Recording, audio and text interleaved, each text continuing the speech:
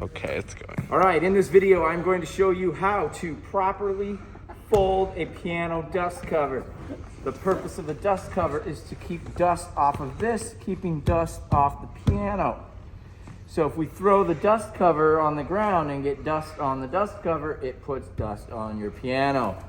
So what we're going to do is we're going to fold that up and under. We're going to do the same process on this end. Fold that up and under. Then we're going to grab it about here with the seam. And we're going to fold it on itself so that no matter what you stick this on, it touches the outside of the cover, not the inside of the cover, keeping dust off of our special pianos. Please fold it in that way. Thank you so much. If you have a question, call me 8464 or send me an email, brandon.bascom@fresnocitycollege.edu. Let's keep our pianos safe. Thank you.